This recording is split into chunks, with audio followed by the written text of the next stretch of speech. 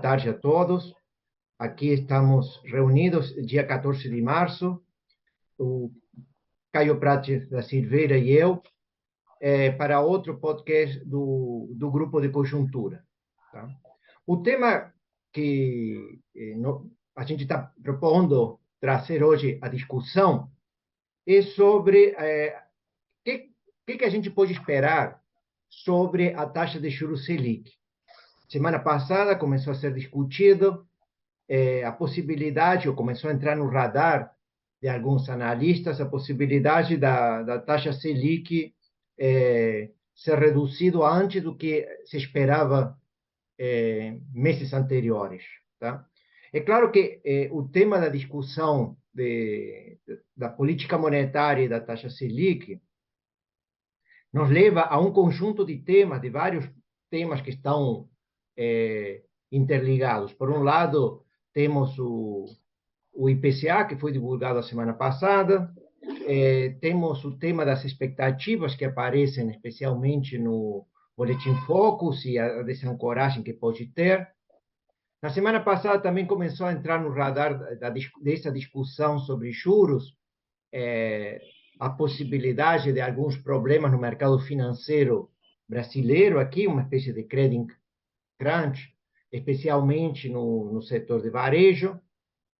E, por último, já no final da semana passada, sexta-feira, um novo tema foi colocado, que é da crise financeira internacional, não? A possibilidade de contágio, sobre o que pode acontecer com os juros internacionais. Tá? Ou seja, o tema da redução da Selic antecipada, não? Especialmente, nos remite a um conjunto de temas que hoje está sendo, digamos, enquanto a gente espera a reforma fiscal, a possibilidade de ter um novo marco fiscal para o Brasil, esse tem sido o tema que os analistas têm colocado mais atenção.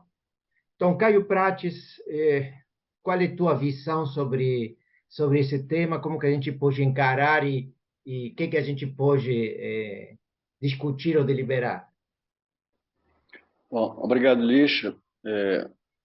Nos últimos 10 dias, a gente teve uma forte e surpreendente queda dos juros futuros na economia brasileira.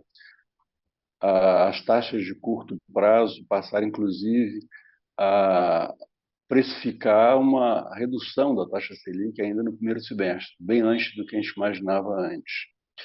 Além disso, as taxas que precificam a taxa Selic média em diferentes prazos a contar de hoje, elas caíram de uma forma bastante acentuada em toda a curva de juros.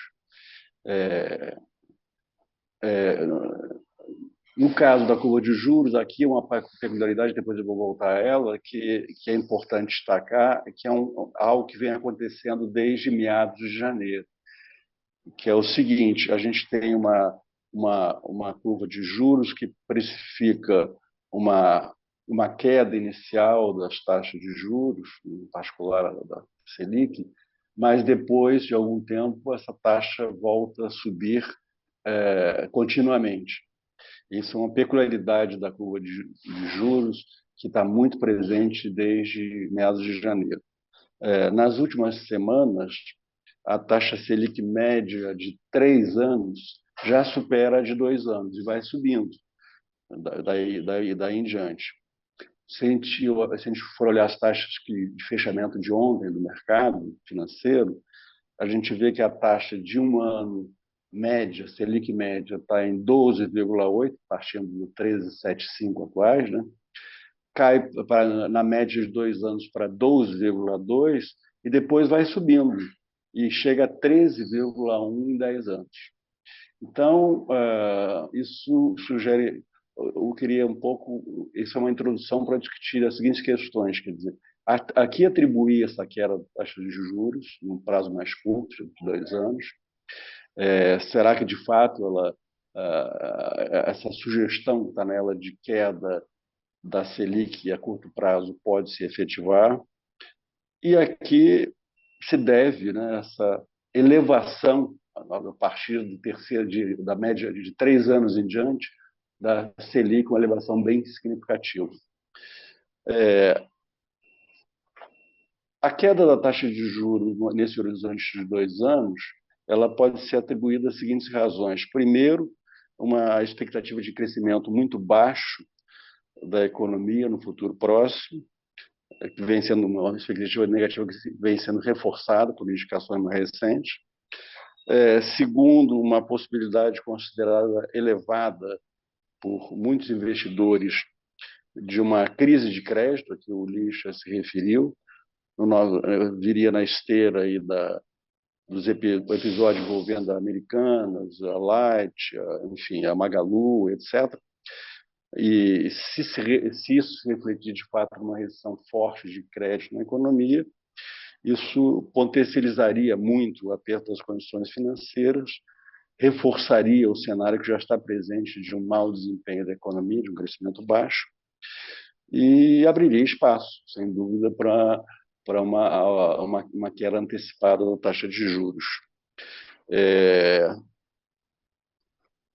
Um terceiro ponto, uma terceira premissa, né, dessa queda da taxa de juros, é a expectativa de que esse arcabouço fiscal que vai ser anunciado em breve pelo governo, ele seja capaz de produzir alguma melhora nas expectativas inflacionárias e de redução dos prêmios de risco presentes nos ativos financeiros, de um modo geral.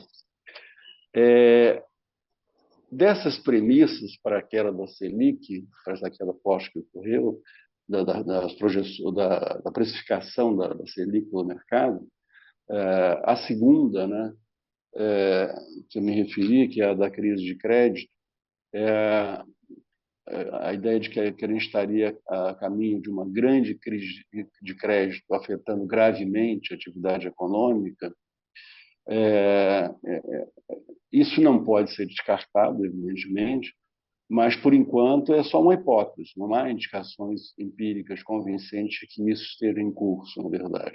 Então, é uma hipótese, fica no ar essa possibilidade. Quanto ao arcabouço fiscal, a terceira premissa que me referi, é possível que, de fato, é o que se espera que haja alguma contribuição positiva após o anúncio do arcabouço, no sentido de melhorar as expectativas, melhorar um pouco as perspectivas de inflação e reduzir prêmios de risco. Mas também é bem provável que incertezas relevantes, né, sobre a trajetória da dívida pública ainda persistam. Quer dizer, isso não vai ser eliminado pelo anúncio do arcabouço. Já em relação à primeira premissa, que é o crescimento, o desempenho fraco do PIB nesse ano, isso me parece de fato bem provável.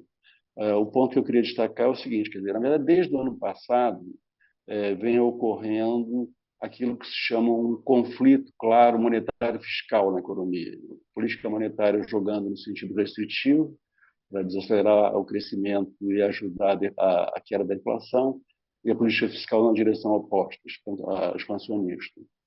Em 2022, mesmo com essas condições financeiras já bem apertadas, o PIB ainda cresceu 2,9%.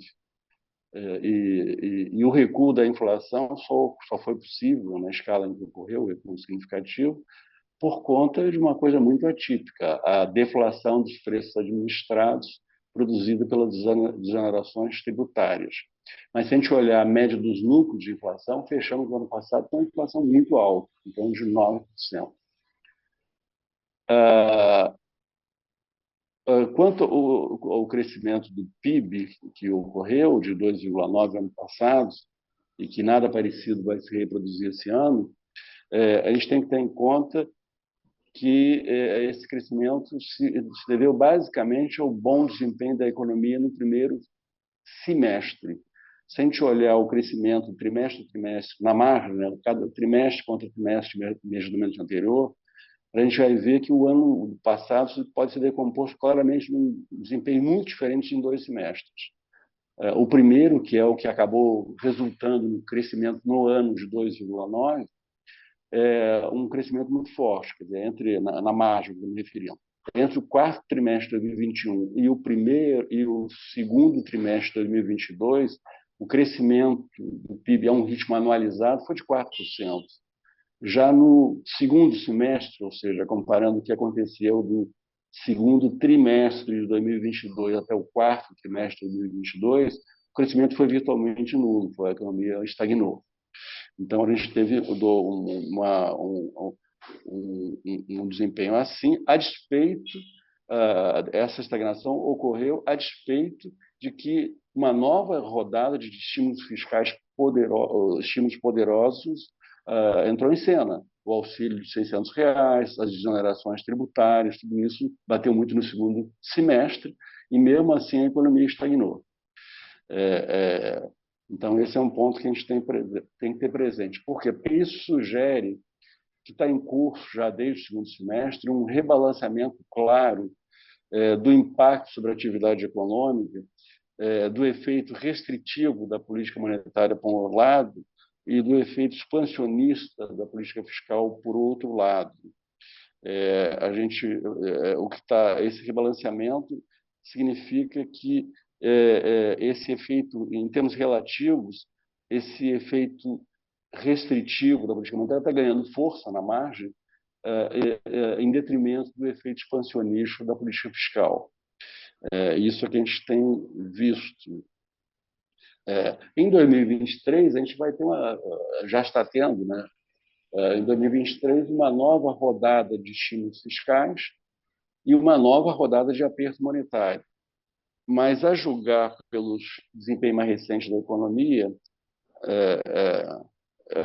portanto, em 2023, a gente tem uma continuidade desse conflito monetário fiscal. Mas, a julgar pelo desempenho mais recente da economia, pegando aí o mau desempenho no quarto trimestre, a queda forte dos índices de confiança de empresários e consumidores no período recente, e alguns indicadores pontuais de desaquecimento da atividade econômica, o cenário mais provável, de fato, é de um crescimento muito baixo em 2023. O Focus tem uma estimativa de 0,9. Na minha visão, daria um viés levemente negativo para isso, mas isso não é consenso do nosso grupo.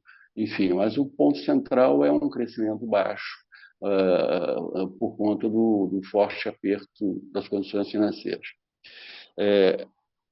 O ponto é que, mesmo que se confirme o cenário de crescimento baixo, não dá para garantir que isso vai se traduzir num alívio muito significativo da inflação. A razão disso é que há, no momento, uma desancoragem muito forte das expectativas de inflação, que, inclusive, tem aumentado na margem.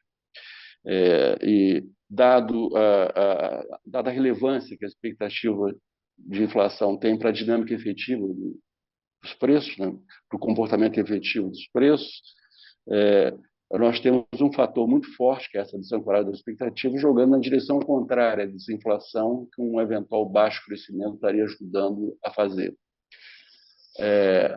Essa desancoragem das expectativas de inflação, ela se deve, em boa medida, a incertezas fiscais. Mas o fato que a gente tem que destacar é que ela se acentuou bastante desde meados de janeiro para cá. E isso veio na esteira dos repetidos ataques do Lula e da ala política do governo, a autonomia do Banco Central, as metas de inflação que estão definidas e a pressão política muito explícita para o Banco Central reduzir a taxa Selic. O resultado disso tudo é que, a percepção dos agentes econômicos, cada vez mais, é que o objetivo maior do governo é acelerar o crescimento, via expansão fiscal e parafiscal, redução da Selic, e não combater a inflação. E essa preocupação com a inflação dos agentes econômicos é reforçada pelo fato de que o mandato do atual presidente do Banco Central acaba no fim do ano que vem. Então, o Lula escolherá um novo presidente do Banco Central e há o temor de que seja um novo presidente muito mais alinhado ao que o Lula pensa hoje sobre, ou seja, muito mais tolerante com a inflação, muito mais permissivo em relação à inflação. É o risco que está sendo precificado. Então, não me parece coincidência, aí voltando ao que eu falei lá no início, sobre a curva de juros, como é que ela vai subindo justamente a partir de 2025, Não parece coincidência isso, que a precificação da taxa Selic vai apontando para taxas cada vez maiores a partir de 2025. É, e que os prêmios de risco embutidos nessas taxas longas serão tão elevados. Indicadores claros dessa desencoragem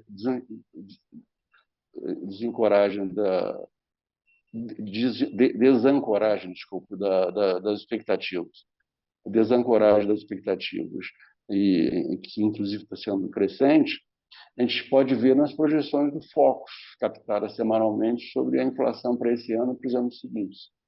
Nós temos uma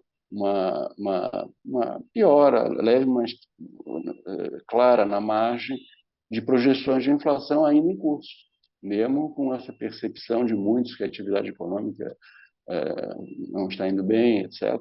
O fato é que a inflação, as projeções captadas pelo relatório de Focus, da pesquisa Focus, que o Banco Central divulga, continuam mostrando uma piora de expectativa de inflação.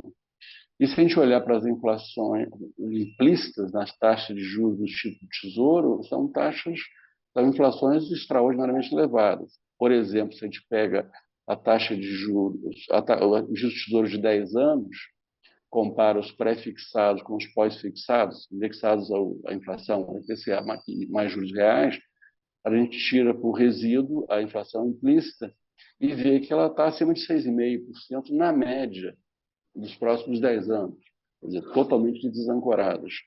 Claro que isso embute um grande prêmio de risco, não é somente uma projeção de analistas sobre a inflação, mas dá uma indicação forte dessa desancoragem. Então, para concluir, quer dizer, dada a desancoragem das expectativas, e também o IPCA atual, o último que foi divulgado foi sexta-feira, o de fevereiro, e não veio nada bem, na verdade, mostrou uma média dos núcleos em 12 meses ainda de 8,5%, uma inflação de serviços ainda muito persistente, muito pressionada. Então, dado esse quadro desancorado das expectativas e o comportamento atual do IPCA, dos núcleos e da inflação de serviços, é difícil que a redução, olhando para isso, é difícil que a redução da Selic comece ainda no primeiro semestre, tal como está precificado na curva de juros. Agora, mas não se pode, mas essa queda poderá ocorrer, não estou descartando isso, na medida em que haja um agravamento grande um piora significativo do desempenho da atividade econômica, em particular induzida por uma restrição de crédito, que é o fantasma que está no ar. E isso pode ocorrer.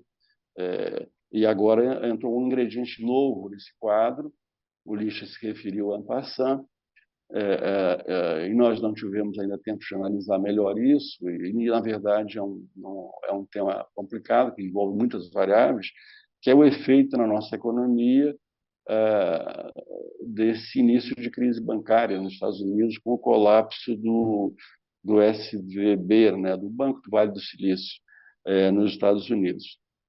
Isso já mudou radicalmente o quadro dos Estados Unidos em relação à expectativa da política monetária. De fevereiro para cá estava prevalecendo, tinha voltado à cena o cenário de continuidade de aperto monetário, tinha saído de cena entre novembro e janeiro, voltou à cena em fevereiro até agora, até sexta, o cenário de aperto monetário crescente, que a economia ainda estaria aquecida, não sei o quê. Agora, os juros despencaram, os juros nos Estados Unidos, os juros futuros, né? As taxas de 2 anos, as taxas de 10 anos do Tesouro, voltou a ser totalmente de preocupação com recessão, então o quadro mudou totalmente. Como é que isso vai nos afetar?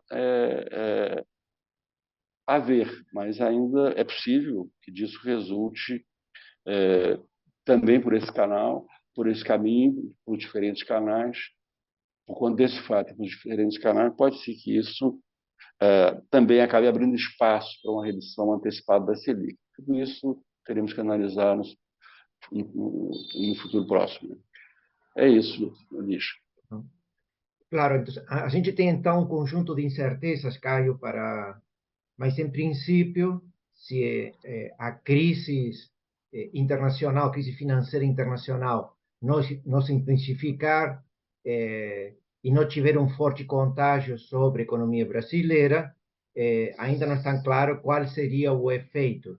É claro que estamos em um cenário internacional agora com taxas de juros menores. Isso hoje que foi um pouco o ponto que você está destacando e que por aí a gente possa ter a possibilidade de antecipar a taxa de juros, tá? Bom, então a gente com essas incertezas e essas qualificações que o Caio tem colocado aí, a gente esperamos que possa ser útil para análise sobre esse tema que está sendo discutido nos últimos dias aqui na economia brasileira. Tá? Tenham todos vocês boa tarde, tá? E agradecemos a participação aqui no nosso podcast.